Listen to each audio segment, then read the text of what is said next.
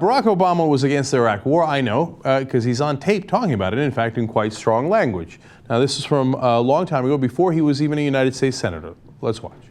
I don't oppose war in all circumstances, and when I look out over this crowd today, I know there is no shortage of patriots or patriotism. What I do oppose is a dumb war. Wow, okay. He opposes that dumb war in Iraq. That's what the speech was about. Well, now he's president, many years later, of course, and he's decided, well, I mean, the Iraq war wasn't really that bad.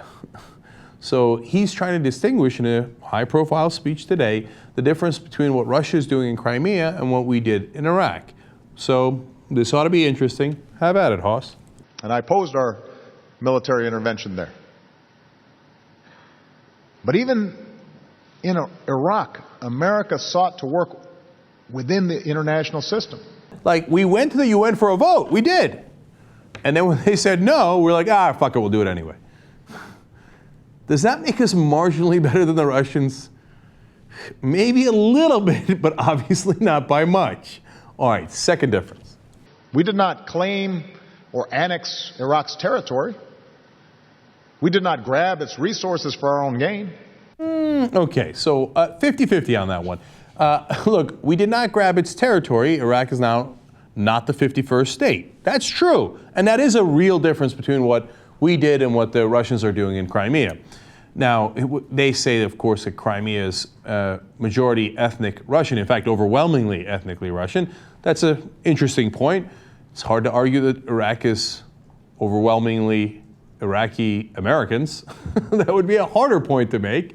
So it's a little different, of course, in that sense. But to me, the more important mistake there is to say, we didn't do it for our own gain. No. Now, you're right, the American people did not gain from it. We lost at a bare minimum $2 trillion, 5,000 men and women, let alone the tens of thousands who were wounded, let alone what happened to the Iraqi civilians. But some people did gain from that war.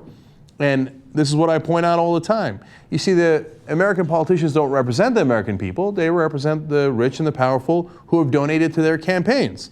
And the people who donated to Bush and Cheney campaigns got exactly what they wanted. In fact, one of the companies that is, of course, in the oil business overall and does contracting work, in fact, got a lot of no-bid contracts where no one was even allowed to bid on it, is, of course, Dick Cheney's former company, Halliburton. He was CEO, he got paid millions of dollars by them, and lo and behold, you know their stock price at the beginning of the Iraq War, this is a fun fact, was $10. Do you know what it was at the end of the Iraq War?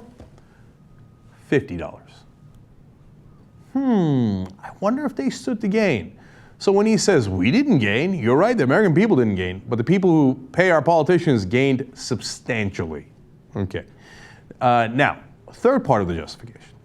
Instead, we ended our war and left Iraq to its people in a fully sovereign Iraqi state that can make decisions about its own future. Well, kind of. Okay.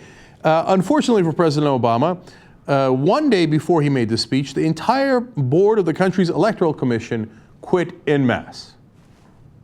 That's not good. They quit because they have upcoming elections next month, and critics, apparently somewhat legitimately, because the entire board quit, say that Maliki, who's the current leader, is systematically removing his opponents from competition. That would seem to be a little undemocratic. And by the way, today 68 people were killed in Iraq again, as they are almost every day. So the idea that we left Iraq a flourishing democracy, not quite accurate either. And the Russians will say, hey, we did a referendum in Crimea. You never asked the Iraqis if they wanted to go in. We asked the people of Crimea, they said yes. We're better off than you in that regard. And they'll be able to vote in Russia now. So in the end, a little bit of a difference. Iraq, not the 51st state. On the other hand, I wouldn't go around defending the Iraq war like we did something right. And in fact, that's the entire problem here. We set the precedent in Iraq. It was a terrible precedent. And at one point, Barack Obama knew that. But now that he's president, as with so many other issues, he's decided that he is going to defend the Bush administration and now finally come full circle and defend the Iraq war as if it was justifiable.